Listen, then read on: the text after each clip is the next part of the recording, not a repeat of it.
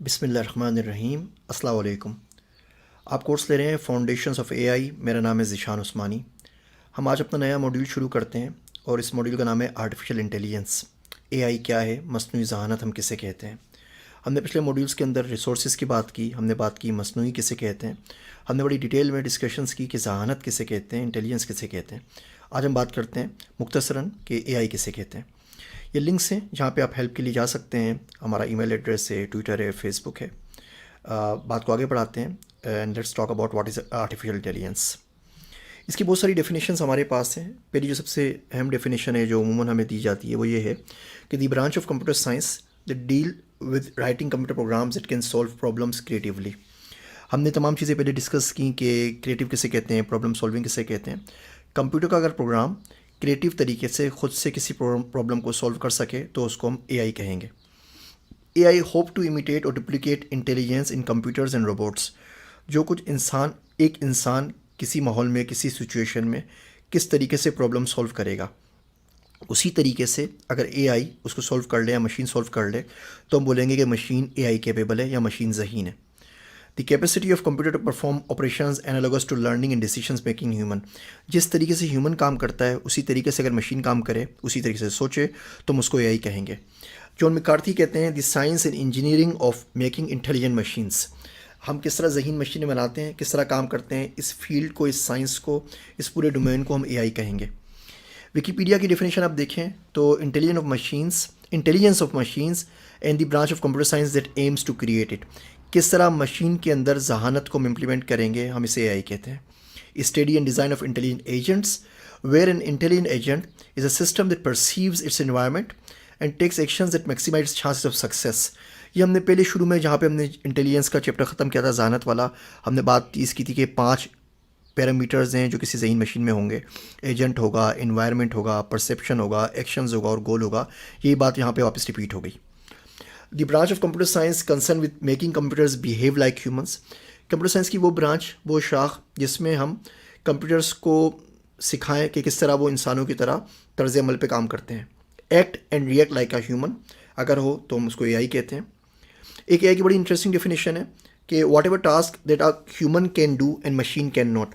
हर वो चीज़ जो इंसान कर सके और कंप्यूटर नहीं कर सके, उसको सिखाने के अमल को एआई कहते हैं।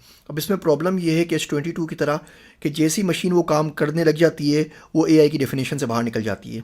20-30 साल पहले वो तमाम चीज़ें जो एआई कहलाया करती थीं, अब वो हमारे रोज़मर्रा के हालात में इतनी आराम से अमूमन तौर पे यूज़ करते हैं कि अब उसको कोई एआई नहीं कहता और हम हमेशा बेहतर से बेहतर, आगे से आगे बढ़ने की जस्तजू में रहते हैं। The capability of a device to perform functions that are normally associated with human intelligence, such as reasoning and optimization through experience. Reasoning कर सके, इस्तेदलाल कर सके, ऑप्टिमाइज़ कर सके, यानी कि लिमिटेड रिसोर्सेज के हिसाब से काम कर सके। ये तमाम फैक्टर्स, फैकल्टीज़ उमूमन एसोसिएट की जाती हैं ह्यूमंस के साथ। अगर कंप्यूटर ये काम करने लगे तो हम उसको इंटेलिजेंट कहेंगे। अब ये सारी डेफिनेशन आपने देखी एआई की। मैं आपसे सवाल ये पूछना चाहता हूँ कि आप इससे एग्री करेंगे। आप देखेंगे पीछे हमने इंटेलिजेंस की बहुत सारी डेफिनेशंस पढ़ी जो कि इन डेफिनेशंस के अंदर मौजूद नहीं है। अगर कंप्यूटर एक जगह से दूसरी जगह पहुंच जाए और उतनी इंटेलिजेंस यूज़ करे जितना एक चूहा यूज़ करता है, तो क्या हम उसको इंटेलिजेंट नहीं कहेंगे? अगर कंप्यूटर एंड्स की तरह मुख्तलिफ रास्तों पे चढ़ जाए, दीवार पे चढ़ने लगे, तो हम उसको क्या इंटेलिजेंस नहीं कहेंगे? अगर कंप्यूटर स्विमिंग करने लगे या स्विमिंग उसको करने के लिए आ जाए, या बर्ड्स के फ्लॉक की तरह बॉयड्स रूल को फॉलो करते हुए वो बर्ड्स की तरह फ्लाई कर सके और फ्लॉक बना सके, स्कूल ऑफ फिशेस बना सके, तो क्या हम उसको इंटेलिजेंट नहीं कहेंगे? ये बड़ा डिबेटेबल है। जब हम एआई के ऊपर बात करते हैं तो हम 4 तरह की डेफिनेशन से बात करते हैं। Systems that think like humans, ऐसी मशीनें बनाई जाएं जो कि इंसानों की तरह सोचती हैं। ये रिचर्ड बेलमैन की डेफिनेशन थी जो उन्होंने 1978 के अंदर दी। दूसरा, सिस्टम्स दैट थिंक रेशनली, इसमें हम अरस्तू को कोट करते हैं 3000 BC से। वो ये बोलते हैं कि जी इंसान जो सोचता है वो अपने फ़ायदे की बात सोचता है। अगर कंप्यूटर रेशनली सोच सके, डेटा के ऊपर सोच सके, डेटा ड्रिवन सोच सके, तो हम उसको रेशनल थिंकिंग के हिसाब से हम उसको इंटेलिजेंट कहेंगे। Systems that act like humans, जो हमने पहले बढ़ चुके हैं कि कोई भी कंप्यूटर या रोबोट इंसान की तरह बिहेव करे तो हम उसको एआई कहेंगे। And system that act rationally, ऊपर सोच रहा था वो रेशनली, अब वो क्या कर रहा है, उसके ऊपर अमल भी कर रहा है अपने फ़ायदे के लिए, अपनी गोल को अचीव करने के लिए, तो उसको हम एआई कहते हैं। यही एआई की तमाम जो फील्ड है इन चारों डेफिनेशंस के गिर्द घूमती है।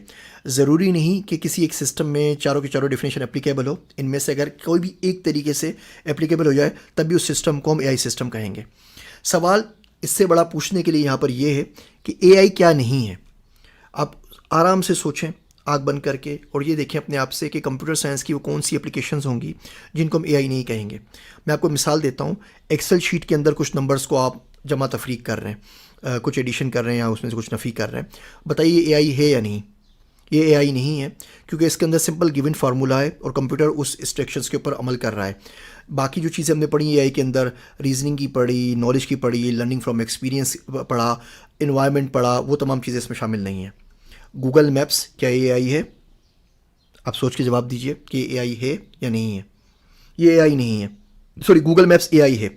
एआई इसलिए है कि इसके अंदर सिर्फ जीपीएस कोऑर्डिनेट नहीं है कि हम किसी की लोकेशन मालूम कर रहे हैं ए टू बी पहुंचने का। इसमें हम रोड की कंडीशंस देख रहे हैं, इसमें हम वेदर देख रहे हैं, इसमें रोड में मौजूद बाकी गाड़ियां देख रहे हैं, कौन सा ऑप्टिमम पाथ होगा पॉइंट ए से पॉइंट बी पे जाने के लिए। आप लोगों ने कंप्यूटर साइंस में डायकिस्ट्रा का एल्गोरिथम पढ़ा होगा, एडगर डब्ल्यू डायकिस्ट्रा का 1965 में एल्गोरिथम दिया था उन्होंने, शॉर्टेस्ट पाथ प्रॉब्लम।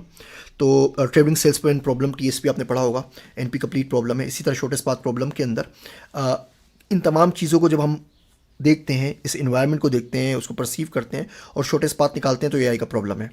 मोबाइल कैमरे से आप कोई तस्वीर खींचते हैं, उस पर ऑटोमेटिक फ़िल्टर्स यूज़ होते हैं, ये भी एआई है। अगर हम स्टॉक मार्केट के पास डेटा के ऊपर देखते हुए कोई कर्व फिटिंग करते हैं, इक्वेशन बनाते हैं, तो ये एआई नहीं है। हाँ, यही काम अगर कंप्यूटर करता है बगैर किसी इंस्ट्रक्शन के, वो खुद ही डेटा को माइन करता है, खुद ही उस पर एनालाइज करता है, पैटर्न मैचिंग करता है, फीचर एक्सट्रैक्शन करता है और कोई इक्वेशन प्रोड्यूस करता है जो कि इसके फीचर्स को, कर्व्स को आगे फ्यूचर के लिए प्रिडिक्ट कर सके, तो हम उसको एआई कहेंगे। अब आप ये सोचें कि आसपास अपने देखें दिन के अंदर वो कौन सी एप्लीकेशन एआई की जो हम इस्तेमाल करते हैं विदाउट इवन रियलाइजिंग इट। हम गूगल मैप यूज़ करते हैं, हम एलेक्सा यूज़ करते हैं, हम आईफोन यूज़ करते हैं, हम कैमरा फ़िल्टर यूज़ करते हैं, हम फेसबुक यूज़ करते हैं। तो जो पोस्ट हमारे सामने आती है वो फेसबुक का कोई ना कोई रिकमेंडेशन इंजन है जो वो पोस्ट हमें दिखाता है। हम एलेक्सा यूज़ करते हैं, हम यूट्यूब के ऊपर हमें रिकमेंडेशन मिलती हैं, नेटफ्लिक्स के ऊपर मिलती हैं। ये सारी की सारी एग्जांपल्स हमारे पास एआई की है। अगले लेक्चर के ऊपर इस पर मज़ीद बात करेंगे।